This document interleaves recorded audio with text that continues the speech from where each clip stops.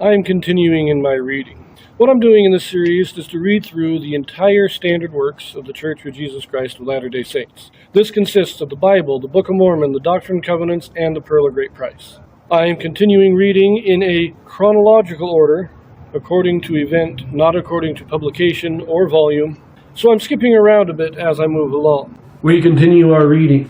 We are in 3rd Nephi, where Christ is ministering to the Nephites. We read a lot of good stuff. When he first came, he ordained the 12, he taught them the Sermon on the Mount, or instituted the sacrament, blessed them, healed them, prayed over them, and he has been expounding the scriptures to them quite a lot, quoting Isaiah, quoting Malachi, quoting a few others, and he is explaining to them the need for them to pray, but also the need to search the scriptures.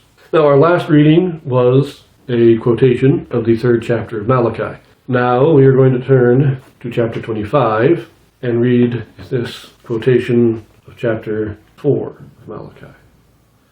So 3rd Nephi, chapter 25. For behold, the day cometh that shall burn as an oven, and all the proud, yea, and all that do wickedly, shall be stubble. And the day that cometh shall burn them up, saith the Lord of hosts, that it shall leave them neither root nor branch.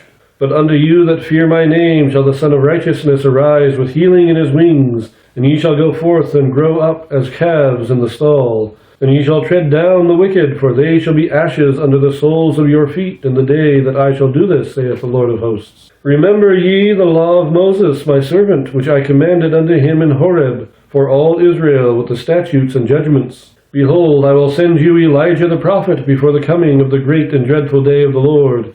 And he shall turn the heart of the fathers to the children, and the hearts of the children to their fathers, lest I come and smite the earth with a curse. This is one of the more quoted passages, quite honestly. We have this quoted in 2 different sections of the Doctrine and Covenants. It is quoted in Joseph Smith history. Malachi was the first to write it, and Christ is quoting it here. So that is at least 5 times, now not specifically verses 5 and 6. 5 times of those 2 verses are quoted in the Scriptures. The coming of Elijah, we see this first on the Mount of Transfiguration, when Elijah and Moses appear to restore the keys to Peter, James, and John. We see it again in the Kirtland Temple, when Elijah appears again with Moses and others to restore the priesthood keys. And that is the true fulfillment of this prophecy. The Mount of Transfiguration was a partial fulfillment, but the Kirtland Temple is when the full prophecy is fulfilled. And we know he restored the sealing keys. But note also earlier in that, where it says, what was that, verse 1? That it shall leave them neither root nor branch.